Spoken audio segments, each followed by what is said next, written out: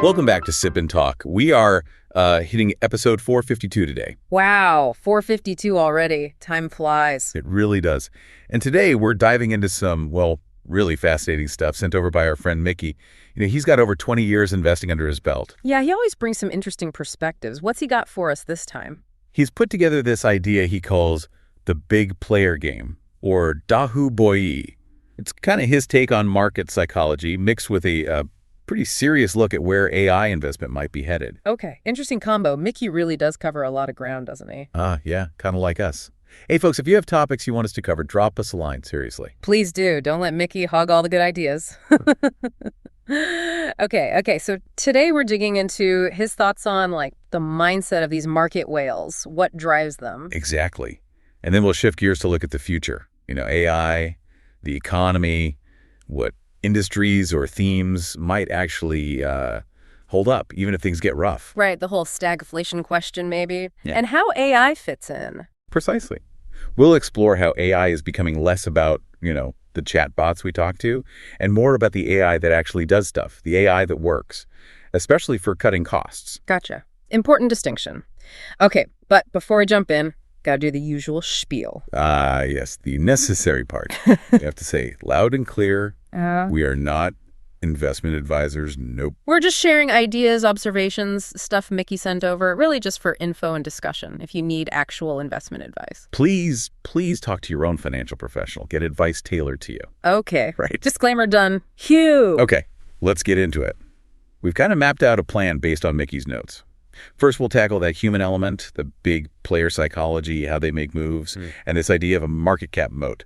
Size matters, basically. Yeah. Then, second, we'll look at the big picture, the macro stuff, the potential clash of stagflation that's high unemployment and high inflation, and how AI could become the go-to tool for companies trying to slash costs. The decosting imperative, as he calls it. Yep.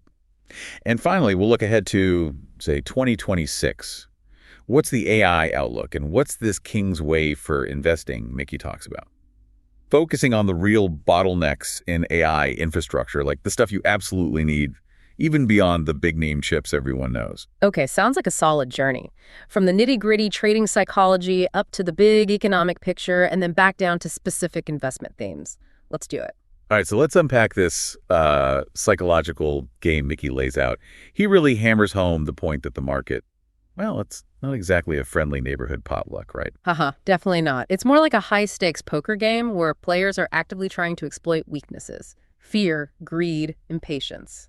Especially impatience. Yeah, you got to learn to think like the whale, the really big fish, who kind of sees the smaller retail investors as, well, maybe not prey, but definitely as liquidity. Well said. And what's really insightful is how these big players think about cost. For us, cost is, the price of milk or gas. For them, cost is how much capital they need to spend to push a stock price where they want it to go. Okay. So resistance costs them money. Exactly. And that leads directly into this concept Micky calls the ghost zone problem. The ghost zone. Yuanhun Taidush Nan Jing.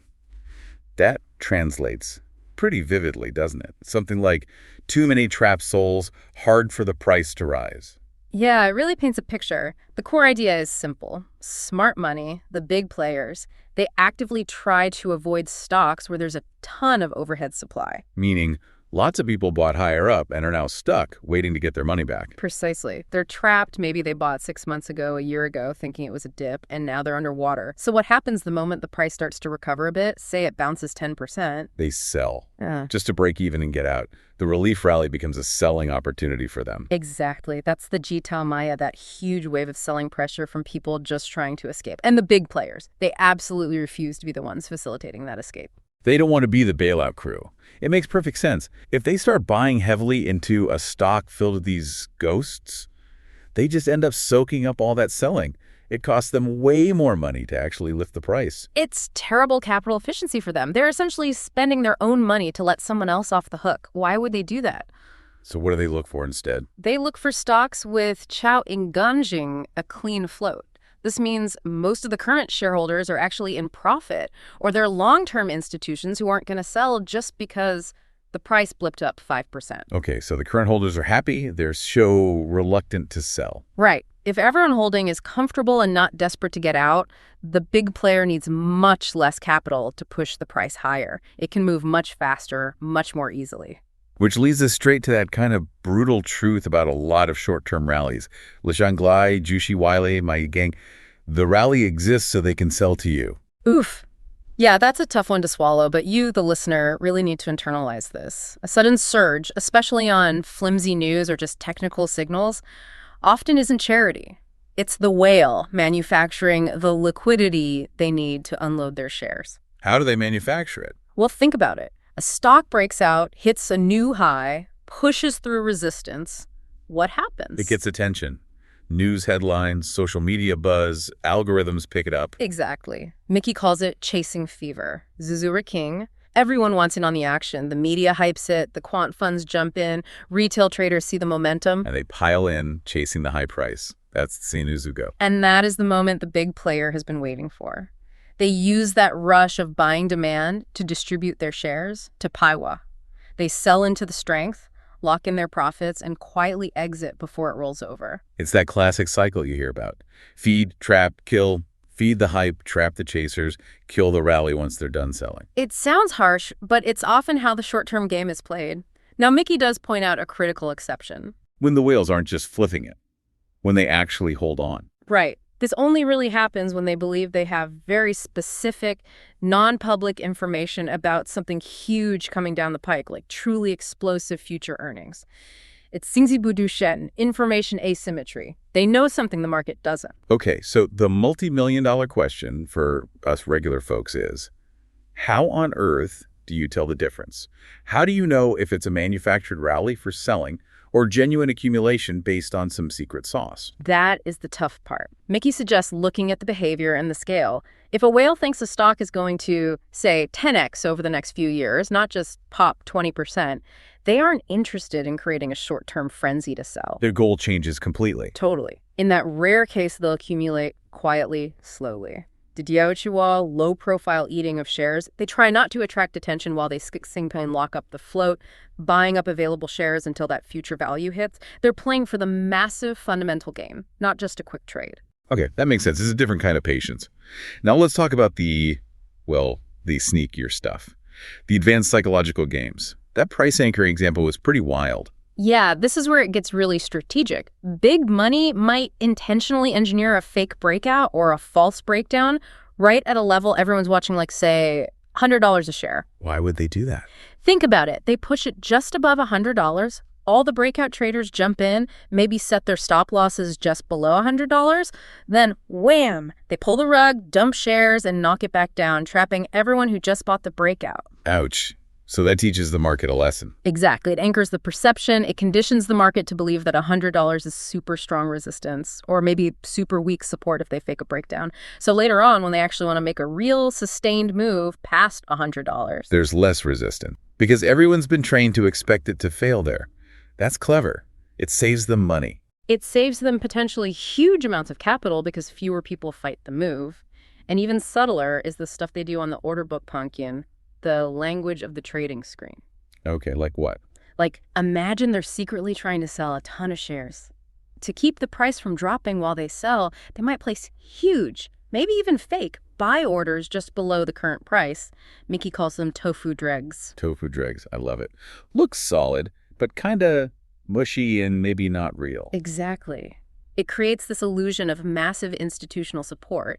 Retail traders look at the screen and think, wow, some big fund is defending this level. It must be safe to buy here. So it lures them in, gives them false confidence. Right. But the second the big player finishes distributing their shares, poof, they cancel those giant tofu drag buy orders. The fake floor disappears, liquidity vanishes, and the price can just plummet, trapping everyone who bought based on that illusion. Man, it sounds like a minefield, especially in smaller stocks. So if it's such a rigged game psychologically, how do you even protect yourself? This is where Micky brings in the structure, right? The market cap moat. Yeah, the defense shifts from trying to outsmart the psychology to relying on structure. And the idea is pretty simple.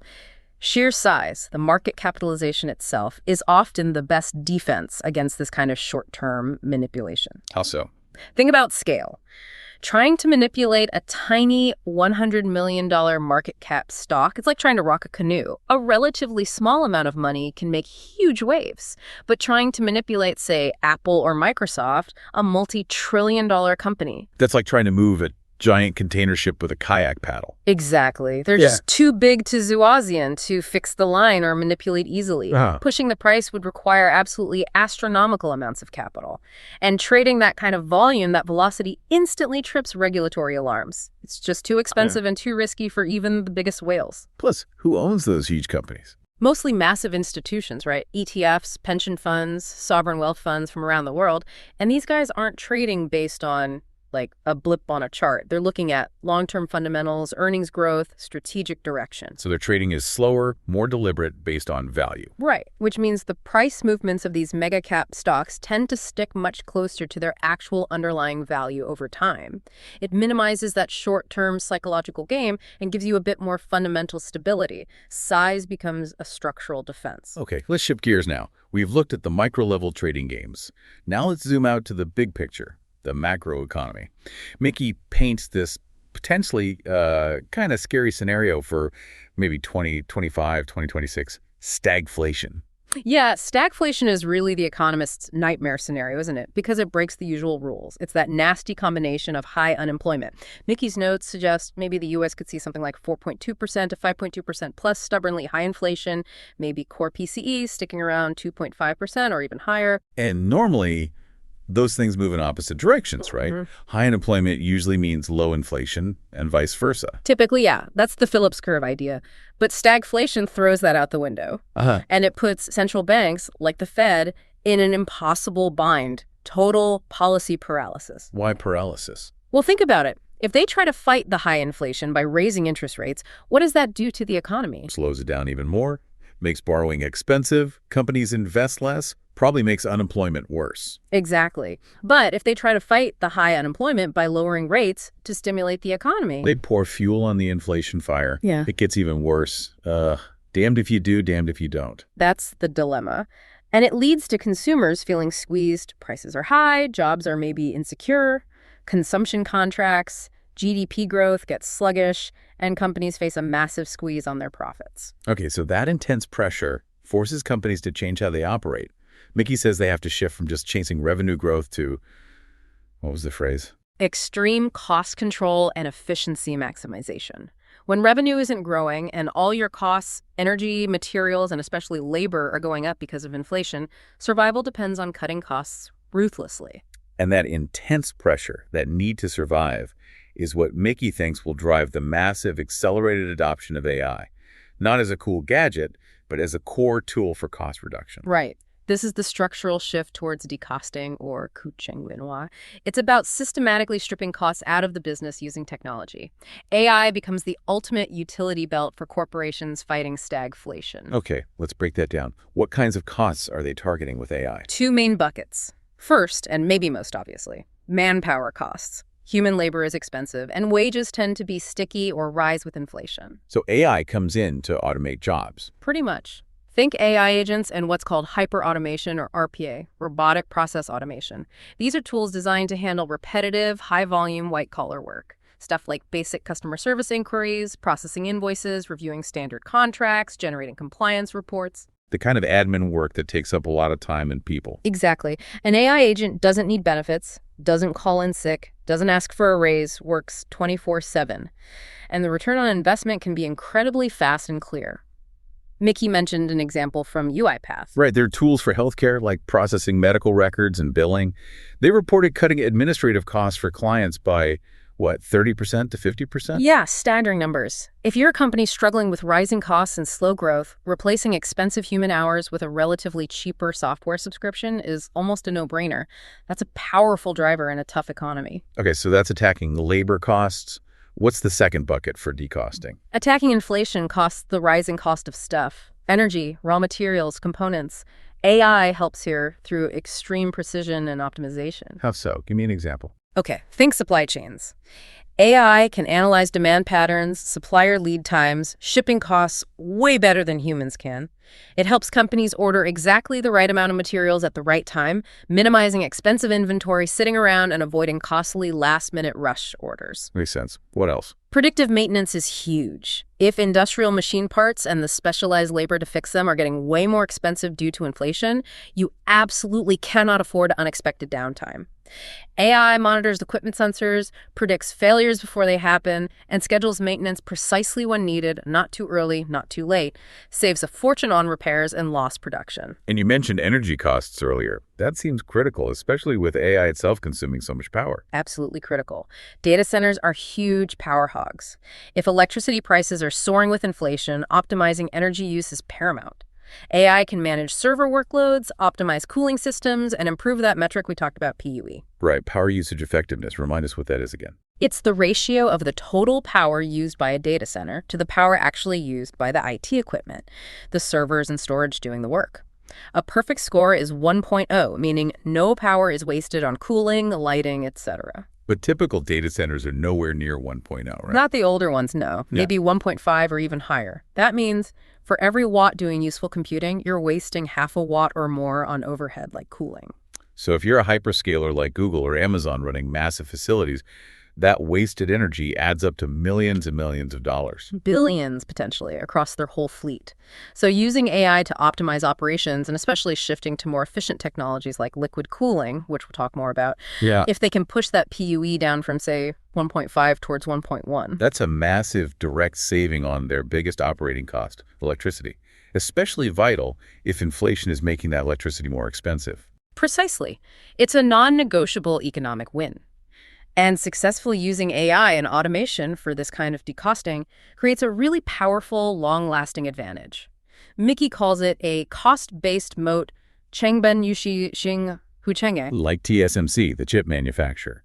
They use insane levels of automation AI to constantly improve their manufacturing yield and efficiency. That low-cost production becomes a huge barrier that competitors just can't easily match. Exactly. It all reinforces that investment mantra Micky proposed, which I think is brilliant. Don't invest in the AI that talks. Invest in the AI that works. Yeah. In a tough economy, companies don't care about flashy demos. They need tools that deliver immediate, measurable cost savings and efficiency gains. That's the AI that gets the budget. Yeah. Okay, so if stagflation hits, AI adoption actually accelerates because companies desperately need it for decosting. So where does that push the technology itself? Where's the focus likely to be by, say, 2026? And how does that translate into an investment strategy, this King's Way? Right. The idea is that the focus shifts dramatically. We move away from the initial hype cycle and just training bigger and bigger general models towards what Micky calls deep implementation and physicalization.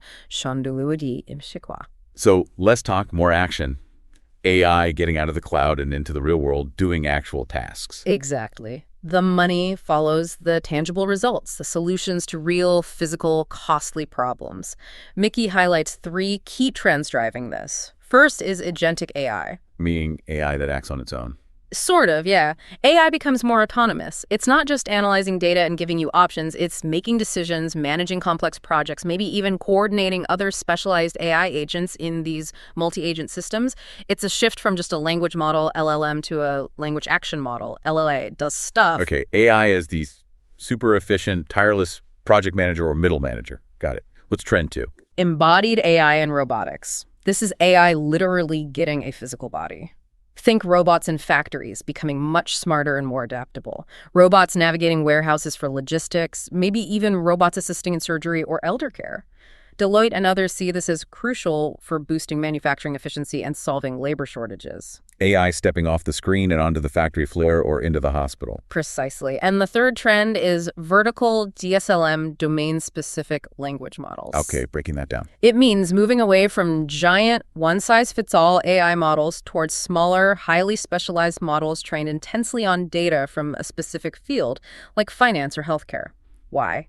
Because in regulated industries with high stakes, you need extreme accuracy, compliance, and understanding of nuance. A generic chatbot isn't good enough for sophisticated financial risk analysis or interpreting complex medical scans. So specialized AI for specialized tasks where mistakes are costly. Makes sense. Okay, so given those trends, more action, more physical presence, more specialization, what's the King's Way for investing in this stagflationary decosting world? The core idea is simple. Focus on the absolute necessities, the picks and shovels of the AI revolution, as the saying goes. Don't bet on which specific AI application or robot company will win. Bet on the underlying infrastructure and components that everyone needs to build and run AI. By the bottlenecks. Micky called it the AI infrastructure's scarce throat. AI jeshi de chikwayanhom. Find the things that are absolutely essential and in short supply. Exactly. And the first, most fundamental bottleneck comes down to pure physics, heat and power. We touched on this. AI chips, especially GPUs, are getting incredibly powerful, but they're also generating insane amounts of heat. Insane amounts. The thermal design power, TDP, is skyrocketing. We're seeing chips hitting 1,000 watts, maybe even more soon, and the old way of cooling, just blowing air over them with fans and heat sinks, it's hitting a hard physical limit. It just can't keep up efficiently. So the solution isn't just bigger fans. No, it's a fundamental shift in architecture. Liquid cooling, yelling, is becoming unavoidable for large-scale AI data centers.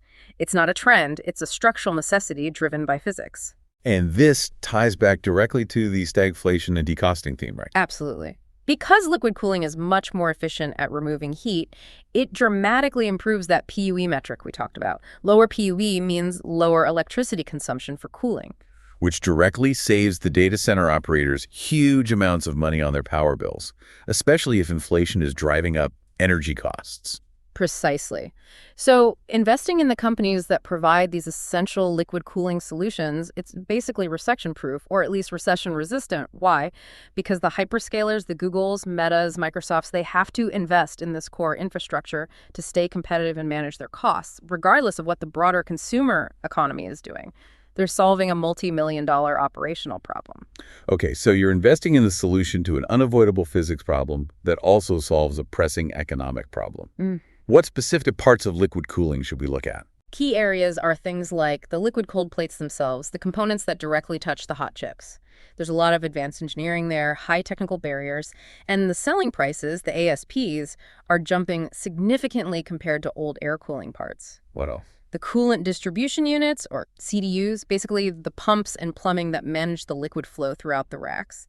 And also the specialized, very high power supplies needed to actually feed these energy-hungry AI chips reliably.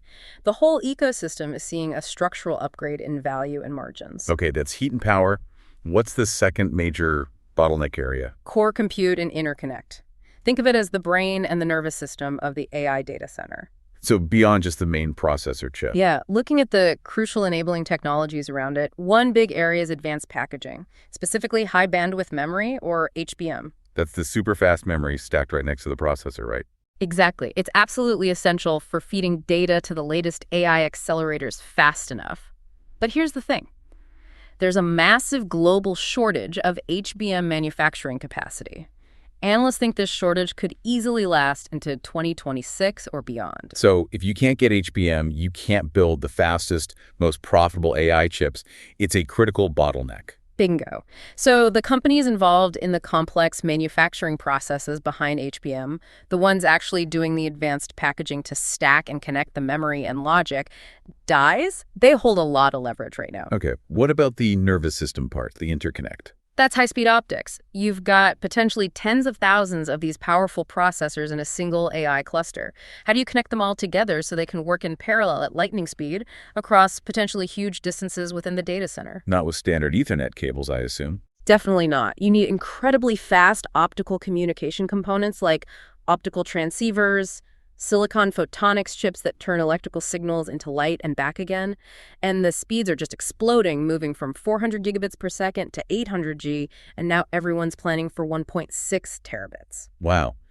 And the value of those components probably goes up exponentially with the speed. It does. The complexity and precision required are immense. So companies leading in high-speed optical interconnects are another key bottleneck. Okay, Micky also listed some specific types of plays that fit this King's Way thesis. Let's run through those maybe. Yeah, they're good illustrations. First, foundational power infrastructure. We said AI data centers could consume like 12% of U.S. electricity by 2028. That's just staggering, guaranteed demand growth. So the companies generating that power, especially clean power like nuclear or renewables, who are signing these massive 20-year contracts to supply AI data centers. They have incredibly stable long-term revenue streams locked in. They are the literal fuel for the revolution. Makes sense. Second was liquid cooling systems.